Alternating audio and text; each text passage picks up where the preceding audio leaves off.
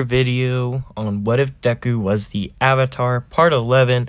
Now, before we jump into this, I want to start off by saying sorry I've been absent for the last couple of days. I was sick with a migraine and a really bad sore throat. It's still kind of bad now, but it's good enough to where I can at least talk. And my second apology I gotta do is that I'm very sorry I didn't shout out the artist who had his artwork in the thumbnail last video for what if Deku went to Daimonji. So his name is John Free 12. Go check out his stuff on Discord. I'll put his Discord tag down below. DM him, friend him, talk with him, give him a little love. And before we jump into what if, I know a lot of things are going on prior hand. Thank you. We passed 700. I'm pretty sure we're 730 before I started recording. I want to say thanks for that. And then the final thing is that let's go shout out the people over on the Discord that have joined recently. And just so you know that if I had messed up on people that joined recently and if I didn't say your name, please comment down below with your username and if you joined recently. This makes it easier on me because for the last 2 days I've been kind of sick, so I haven't really been checking out the Discord that much. I did chat on it a little bit. Oh yeah, by the way, go join the Discord. Yeah, that too. So, we're going to start from the top and work our way down. Prince Yanni, Q-Ro, Deku, 0_C_Yeet_0, K Green, Aiden McFarland, Akira Koyako, I'm sorry, Biv77, Bug Dragon, Deku Blackberry, Eric Chance, Gabriel 011, Hud Bud 1313, Nico or N exclamation point CO, Oni exclamation point, Prince Yon 10, Roger Ray, and some dude. Once again, if I didn't shout you out, please go down into the thing down below and, say it. Oh yeah, there's some more people. My bad. My brain's not on the right track today. Final couple people here. That Bird, Voss Sanity, Drew, 215911, and Jesse O'Fly. Thank you for joining. That's everyone. And now let's jump straight into what if Deku was the Avatar, part 11. Now, where we last left off, we had just finished the cavalry battle. Izuku was still pretty far ahead. He was still ranked first place. Izuku was excited for it and was pretty well prepared for everything. He knew most of his, classmates, even though he didn't talk to them very well. He at least knew their quirks. Most quirks that evolved around an element he could manipulate. The only one he didn't know was the first one he was up against. A kid with a tail came to him. Deku recognized the man as Ojiro, one of his classmates. He really didn't talk to Ojiro much, though, while he was in school, and then talked to him less when he was out of it. Ojiro decided to warn Deku about the kid's quirk. His quirk has mind control capabilities. Deku instantaneously thought, uh-oh, mind control, that ain't good. And Ojiro was wondering why Deku had said that. And Deku explained, well, you see, I'm kind of connected to my past lives, and I don't know how my past lives will feel about being mind-controlled, and I'd rather not accidentally go into the Avatar state again. Ojiro, remembering what happened the day of Deku going into the Avatar state, knew what Izuku was meaning by he'd rather not go into it. Even though most of the class had kind of understood that Izuku did not physically choose to go into the Avatar state when he did, most of them still kind of had an inapt fear of it. Mainly because they had seen the amount of damage Izuku could have done while going into the Avatar state. Ojiro says, well, anyway, I just wanted to let you know that, as he trots off. Izuku thinks he would thank the boy at a later time. Izuku took a deep breath and started chatting with Ain before his match. And Korra. "What's up, Izuku?" Ain said. Ain still looking pretty young, kind of a stark difference than the statue he had saw over in Republican City. "Well, Ain, so, to remember correctly, I'm gonna have to go fight against the guy with mind control. Do you know what happens to us when we go under mind control?" "Nope, has never happened before." "That's not reassuring. It really wasn't meant to." "Fair enough. Well, do you have any clue what could happen?" "Best case scenario, nothing." Well, if you could count that as the best. "Worst case scenario, you end up going into the Avatar state again, and then you rebound quicker because you mastered airbending. And you got a pretty strong basis on water, too. You've almost mastered every single element out there." Deku sighed. He had pretty much gone done waterbending, and airbending was still kinda there. He didn't really train bloodbending at all, though, because he didn't really think there was a need for it. But he had understood vine bending, which was bending water inside of plants, as well as ice bending. So he knew how to kind of bend almost all four of the elements. Airbending at the base was a little bit difficult for him, but Deku knew compression bending very well. So the base issue with airbending really wasn't there because he would just use compression instead. This gave him an unadapted advantage basically to every single air nomad that he would fight, causing him to be a step above everyone else. Izuku sighed, and Ain's like, "I don't know what you want me to do, my guy." And Deku's like, "Well, there isn't really much you can do. Most of our abilities are pretty new still. I think I'm made up with it by almost training nonstop, and I've almost mastered all four of the elements. I almost have water completely done. I'm just a little bit slower with the transitioning phase, but I'm almost as proficient as almost any water master waterbender. And then with airbending, my only issue is just basic airbending. Even though I have compression bending down to a T, and every other bending type I have down pretty well as well. So I really don't know what else I could be missing." Ain shrugged his shoulders and told Izuku, "Look, even when I was the Avatar, I had issues with my bending elements. Even though it took me a while, I did learn all of them. You should just keep on trying to learn the elements you have, and keep trying to make yourself stronger." Izuku smiled at Ain's statement, kind of laughed. "You know what? For some reason, you always have a way of charming people. Hey, you gotta remember, that means you do too." Izuku laughed and said, "Yeah, whatever," as he got up.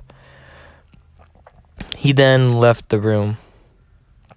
Izuku exited out and prepared to face his opponent. His opponent seemed to have a weird mind control quirk, at least what Izuku was told. Izuku knew that a mind control quirk could be pretty strong, so he decided not to let the guy have any advantages above him. Deku knew the man from him being Class C, and it was Shinzo. Shinzo said, "Well, hello there, Mr. Avatar, Mr. Destroyer of Buildings and heavily injuring your classmates," he says in a mocking tone, trying to get Deku to respond. Deku decided against it. "What's wrong? Cat's got your ton? Or should I say, do you have other people's tons, you monster?" Deku still didn't say anything. Shinzo clicked his tongue again, knowing that he was purposely not saying anything, thinking someone had tipped him off to his quirk. He goes, "Wow, I'm not gonna lie, if I had a quirk as cool as yours, I wouldn't have used it to attack my teammates, my friends. my companions. Deku was about to say something, and then realized there was no reason to say anything. Anything he said just gave Shinzo an advantage. He doesn't know how Shinzo's quirk activated, but he only knew it was a mind control quirk. So not saying anything was the smartest decision. Deku then, compressing air, shoved Shinzo out of the arena, making him win. Deku sighed. He's like, that was a good fight. And Shinzo's like, yeah. Hey, did anyone tip you off to my quirk? No, I'd only known that was a mind control quirk, and I just decided not to take any liberties. That's why I used my compression bending to push you out of the arena. And I didn't really say anything else to you, because I didn't know if it was relayed by speech patterns or not, and seeing how talkative you were, I would assume so. Huh. Oh yeah, P.S. Fuck you. Shinzo was kind of caught off guard by this. Huh? You heard me. Fuck you. What do you mean? You literally gonna just sit there and badmouth me and not expect me to tell you to go fuck off? Well, guess what? Go fuck off. Shinzo was kind of shocked by this. He wasn't really expecting anything like that. For someone just to go tell him to go fuck off was kind of surprising. Shinzo laughed at this, finding it quite funny. Izuku's like, yeah, but your quirk's pretty cool. I recommend you don't give away too much information. Like, if someone knows you have a mind control quirk and tries to talk back to you, and you try to incite a conversation, they're gonna think it's related through conversational interactions. Shinzo kind of laughs at this, thinking, wow, you really saw through me. Well, I do kind of have the experience of about at least 100 people behind me. Don't worry about it, though. Shinzo was kind of confused by this, but laughed it off, thinking it was just one of Izuku's jokes. Most people didn't know that the Avatar had background, characters had his past lives with him, I guess would be the best way to state it. Izuku then prepared himself to go against his next opponent. The rest of the fights in between Izuku's played out normally. When he stepped back up there, it was Shoto. Endeavor had stopped him before going back up, though, and told him to make Shoto use 100% of his quirk. When Deku said no, Endeavor looked at the boy, saying, "Do you know who I am?" And Izuku's like, "Endeavor. A weak firebender. Can't even control his flames that well." This made Endeavor super upset and was like, "Boy, what are you on about?" Izuku replied by sighing, and then put his hand closer to Endeavor's face as he manipulated the fire on Endeavor's face and ripped it off, revealing the man's red ginger mustache underneath. Endeavor was shocked by this. And Deku said, "See, can't even manipulate your fire that well," he says as he quenches Endeavor's fire within his hand, and then summoning a new fire. This fire was a bright blue, burning several hundred degrees hotter than Endeavor's. This is the hottest fire I can make currently. Then again, that's mainly because of the absence of multiple different materials in the atmosphere where we are. If I was out underneath the sun, I could also use that to help increase my power even more. Whatever. I don't have any need to help you," Izuku said as he walks away, leaving a stunned and, likely very confused Endeavor in his wake. Izuku walked up there, and Todoroki looked towards him. He knew Izuku was a pretty strong opponent. He also knew that Izuku was removed from the class after not being able to be there because of his quirk. Todoroki and the rest of them didn't really know that Izuku had multiple different other elements. They seen him manipulate water, fire, earth, and air when he went into the Avatar state. but they hadn't seen him manipulate ice or compressed air. And lava was one of Izuku's very rarely used bending elements, along with most of the fire elements, like lightning. Izuku sighed and he said, Todoroki, I'm gonna keep this from one bender to another. If you don't go all out, you're not gonna beat me. Todoroki was confused by this, and Deku said, if you have fire bending, use fire bending. If you have water... No, you're an ice bender. If you have ice bending, use ice bending. Both these two things are integral parts of who you are. You should use them. They're you. They're no one else but you. It's your ability, no one else's. Todoroki, finally realizing what Deku was getting at, told him, shut up! My old man put you up to this, didn't he? No, actually, your old man tried to, and I kicked his ass for it. But I think you can make the right decisions. You're not a dumbass, Shoto. You're pretty smart. At least use your intelligence for something resourceful. This surprised Todoroki even more when he heard Deku calmly say that he beat his father. Something that Todoroki had been trying to do for the longest time. Get stronger than his dad, so much stronger that no one could stop him. As he beats All Might, not to prove a point to his dad, but to prove his dad that he could do it without him. But then Todoroki thought about it and kind of almost giggled at himself of how idiotic he sounded. Not using a part of my quirk because it's my quirk. Come on. That's stupid. It's mine now, why shouldn't I use it? Todoroki almost started to bust out laughing as he looked back towards Deku, with kind of like a half smile on his face. He's like, Izuku, you're a pretty smart guy. Izuku's like, I try to be. I had great teachers in the past. It would really suck if I decided to accidentally mess up and not be somewhat intelligent. Todoroki once again laughed. This time, a less loud laugh. And as he prepared to attack, he didn't start off instantaneously using his fire side, expecting Izuku to lie, and just went all out with ice at the start. Massive glaciers. But the weird part is that it seems like Izuku was forming water. Now, Izuku wasn't using atmospheric bending, which is condensing water in the atmosphere. He was using the ice that Todoroki made. This surprised Todoroki. And Deku said, Todoroki, you're a pretty cool guy. You know, literally and jokingly. But your ice control is something that is lacking. I believe with some better control, you could probably become an excellent hero.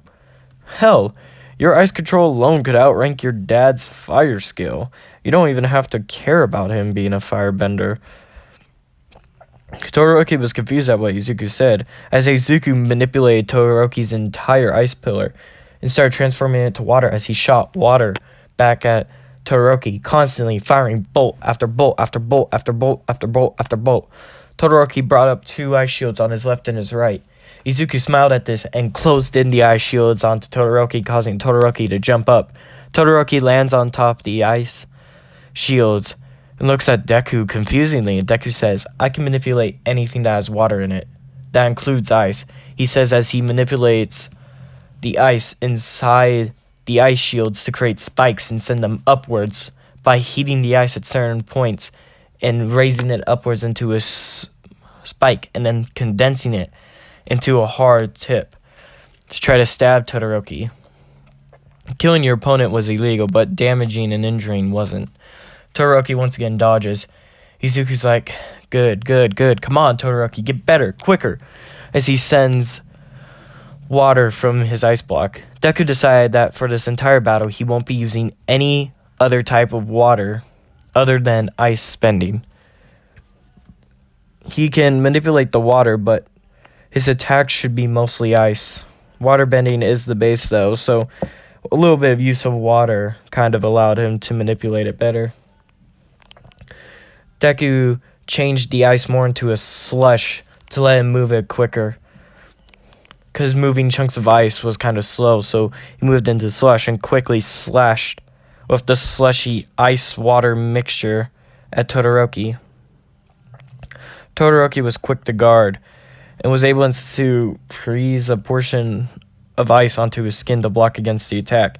Izuku smiled at this as he swiped upwards with the ice and downwards and left and right and up and down and left and right, constantly increasing his pace as Todoroki had to constantly change his guarding with his arm to block every single attack as it came in harder and quicker and faster.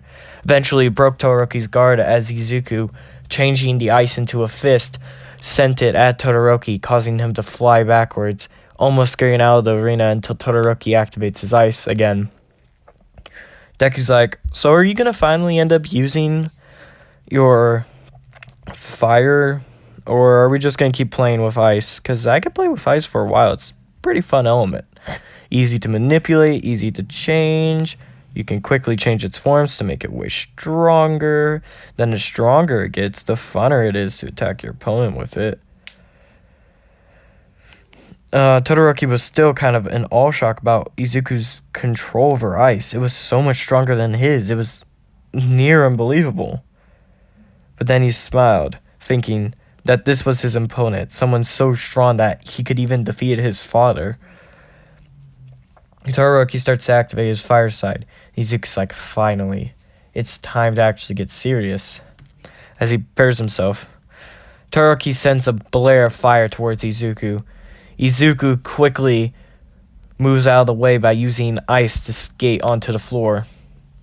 He's kind of shocked about the speed of the fire, but then again smiled at it. He was still going to only use waterbending for this fight, but now it seems like it will finally be funner than just using it to quickly defeat Todoroki. Izuku then ended up fighting Todoroki. Fire blast came from Todoroki's left side. Wait, no, his right side. It's his right side that has fire, and his left side has ice. As he constantly barraged Izuku with ice and fire. Izuku, manipulating the ice, used it to block most of his fire attacks, and then using it can manipulate the steam in the air back into water to use it to launch at Todoroki. Most of the onlookers in the stadium were in awe about the two's heavily control over their quirks. Both of them easily can send projectiles at each other and deflect and resend over and over again, almost like they were both professional pro heroes.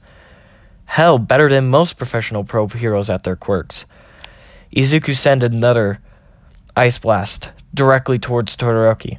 Todoroki blocked it though with his fire and then charged up a final attack. And Izuku's like, oh, we're going final attacks? Todoroki's like, let's finish this, Izuku. Izuku smiled at Todoroki's declare as he summoned all the ice in the arena and all the water around him. Then Izuku calmed down as he breathed slowly. For the first time of his own volition, activated the Avatar state, gaining all the power of the previous waterbenders to create a giant water-sized form of himself. And Todoroki prepares his attack. Deku used the giant water form of himself about 20 feet high to punch Todoroki, while Todoroki began to launch a massive fire attack.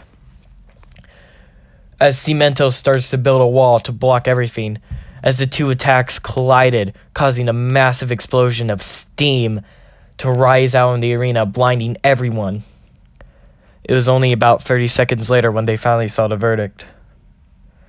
Todoroki was on the floor, passed out, while Izuku was standing over Todoroki's body, healing him using waterbending. The match was declared as Izuku the winner. Izuku smiled at the unconscious Todoroki on the ground and said, "Good job, my friend. Now it's time for you to rest." Then Deku went out of the Avatar state, and after leaving the Avatar state, fell unconscious for about 30 minutes. Afterwards, Izuku waking up, he found Todoroki to be in the same room as him. Todoroki had already woken up thanks to Izuku healing him with his water. Izuku already knew that the water attack he had done to Todoroki really wouldn't have hurt him as much. The main thing that caused him to get knocked out was the intense heat increase that he could feel, causing him to dehydrate himself pretty quickly. And most of the other stuff that was going on, Izuku just quickly healed up.